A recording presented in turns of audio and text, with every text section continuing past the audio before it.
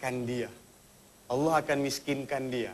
Siapa yang dia milih karena ketampanan, kecantikannya, maka Allah akan cabut itu ketampanan, Allah cabut itu kecantikan.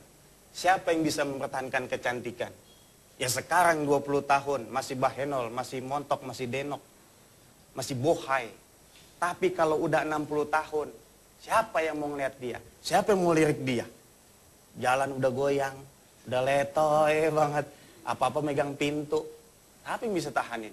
Dan siapa yang dimilih jodoh karena, oh ini anaknya si Anu, oh bapaknya si Anu, oh emaknya begini.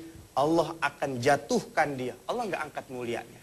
Tapi kalau pilih agamanya Kiai, ya Allah karim. Allah angkat dia. Tadi Kiai bilang, kalaupun yang datang mungkin nggak begitu cakep-cakep banget, tapi akhlaknya bagus, nih yang bakalan jadi sorga. Kiai mungkin punya pengalaman sedikit cerita, ada orang yang dia nggak lihat masalah itunya, kecantikannya, tapi ternyata pas dia udah jalanin hidup rumah tangga, nikmat. Mungkin punya pengalaman Kiai, cerita atau gimana? Iya. Di samping juga kebahagiaan rumah tangga akan tercapai karena punya istri dan atau suami soleh dan solehah, keturunan juga akan menjadi keturunan yang soleh. Karena buahnya kan mengikuti pohonnya. Ketika pohonnya bagus, buahnya hasil pasti akan bagus. Di samping itu juga, selama berumah tangga, kata Imam Hasan al-Basri, saya ingat beliau mengatakan, ketika seorang wanita mendapatkan suami yang soleh, itu akromaha, suami akan memuliakan istrinya. Idza ahabbaha akroma, kalau suami cinta kepada istrinya, karena kesolehan suaminya, maka akan dimuliakan istrinya.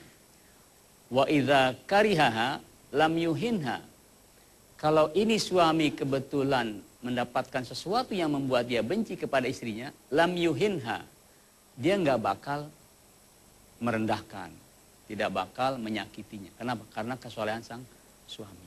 Maka dua kriteria ini tadi hendaknya dijadikan yang paling utama. Itu dulu pertama dilihat, yang lain nomor 17 dah. Hartanya insya Allah Allah berikan dengan sholat duha, dengan tahajud sebagainya. Baik Ustadz, sudah ada penelpon pemirsa yang bergabung dengan kita. Assalamualaikum. Waalaikumsalam warahmatullahi wabarakatuh. Dengan ibu siapa di mana? Dengan hamba Allah. Oh, hamba Allah di Bendungan Hilir. Oh iya, kirain di alam semesta juga gitu kan. Silakan ibu hamba Allah. Ya. Assalamualaikum Pak Ustadz Kosasi. Waalaikumsalam warahmatullahi wabarakatuh. Saya sebagai ibu dari anak yang sudah hampir 30 tahun ya terjaga, ingin mendoakan juga ya anak saya supaya mendapatkan jodoh. Bolehkah sebagai orang tua memberikan sedekah untuk anak saya itu gitu untuk mendapatkan jodoh? Sudah Ibu? Ya, seperti itu. Bagaimana, walaupun dengan sholat-sholat sudah kami lakukan gitu ya, sedekah pun juga sudah kami lakukan, apakah orang tersebut, anak saya itu juga harus bantu dengan sedekah dan sholat-sholat lainnya, begitu. Ya. Terima kasih. Baik. Assalamualaikum warahmatullahi wabarakatuh. Ya, di belakang hamba Allah tadi, silakan. Assalamualaikum. Assalamualaikum. Iya, waalaikumsalam. Dengan ibu siapa di mana? Di Surabaya, Pak. Dengan Iin di Surabaya. Oh iya, silakan. Silakan di Surabaya. Ini Pak, saya ini mau dapat jodoh, Pak. Umur saya sudah 27. Nah, ya. Saya juga sudah melakukan sholat tahajud, hajat, duha juga sudah saya lakukan, Pak. Sholat duha juga sudah, ya. Sedekah juga sudah, Pak. Tapi kok jodoh saya belum datang-datang ya, Pak. Usia berapa, Mbak? Usianya? Apakah ada zikir untuk bisa mempercepat jodoh ya, Pak? 27. 37 tahun usia Mbak? Iya, 27 tahun. Oh, 27 tahun. Doanya, Pak. Iya, agar bisa cepat datang jodoh saya. Iya, baik. Ada lagi, Mbak? Iya, ya udah itu, terima kasih. Iya, terima kasih. Waalaikumsalam warahmatullahi. Mudah-mudahan setelah tayangan ini Mbak tadi datang jodohnya. Amin. Ustadz, ada dua penanya. Yang pertama, Hamba Allah. orang tua yang sedekah Untuk anaknya. ya untuk anaknya. Mungkin tujuannya ya nih supaya anak saya dapat jodoh. Gimana Ustaz? Ya. Yang pertama sebagai orang tua tentunya jangan segan-segan, jangan bosan mendoakan anaknya. Ya. Sebab dalam sebuah hadis Nabi bersabda, doaul walid li waladihi ka doain nabi li ummatihi. Doa seorang ayah, doa seorang ibu kepada anaknya, untuk anaknya, sama dengan doa Nabi kepada umatnya. Doa seorang Nabi ketika angkat tangan di hadapan Allah untuk kebaikan umatnya, nggak pernah ditolak oleh Allah Subhanahu wa Ta'ala. Demikian pula kata Nabi ketika orang tua, ayah atau ibu mendoakan anak, ya Allah, anak saya sudah umur 35 tahun, umur 40 tahun, kau datangkan jodohnya. Itu pasti dikabul oleh Allah Subhanahu wa Ta'ala. Yang pertama doa. Yang kedua tadi ya sedekah. Insya Allah juga dengan sedekahnya akan mempercepat sampai doanya ke Allah. Sebab di dalam surah Fatir saya baca begini. Ilaihi yas'adul kalimut thayyib wal amalus salih yarfa'u.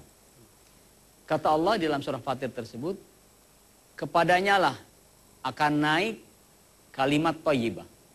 Ucapan-ucapan yang baik. Apa ucapan yang baik? Zikir, tilawatul Quran, dan doa. Semuanya akan naik ke Allah.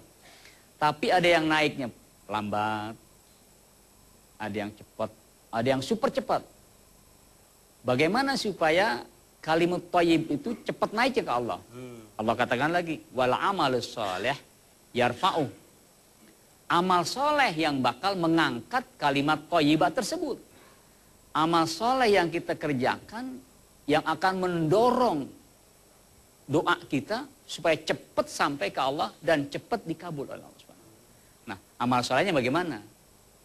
Amal soleh itu yang terbaik adalah amal soleh yang manfaatnya dirasakan oleh orang lain. Khairun nas anfa'uhum linnas. Sebaik-baiknya manusia yang bisa bermanfaat kepada orang lain. Nah, apa yang paling bermanfaat dalam hal ini? Sedekah. Di samping dia sudah sholat tahajud, dia duha, dia pelihara 5 waktunya. Dia tambah dengan sedekahnya sehingga manfaatnya luar biasa kepada orang lain.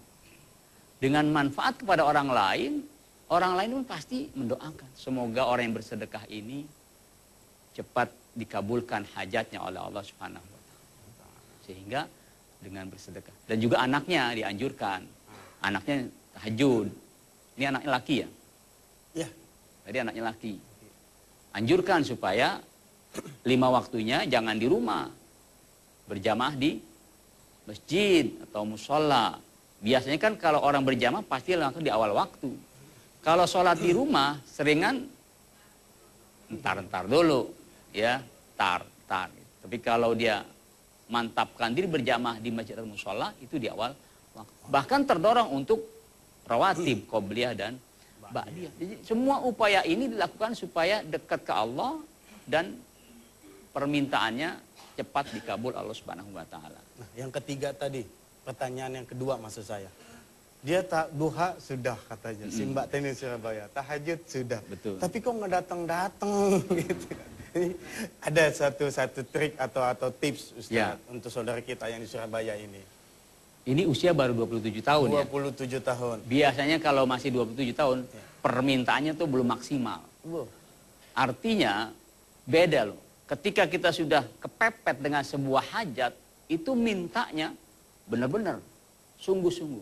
Tapi kalau masih 27 tahun, nggak apa-apa dah, tahun depan. Nggak apa-apa dah, 29 tahun, 30 tahun masih belum terlambat. Jadi mintanya belum sungguh-sungguh. Maka kita sarankan kepada dia nih, teruskan saja. Nah ini sama nih, seperti orang yang, ada yang baru SMS kepada saya, dia 2 tahun.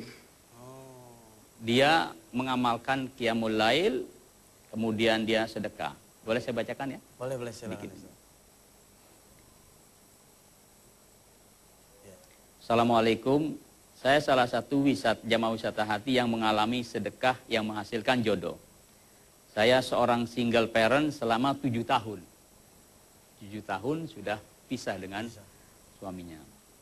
Dan setelah saya mendapatkan ilmu sedekah, dibantu dengan amalan-amalan lain, alhamdulillah.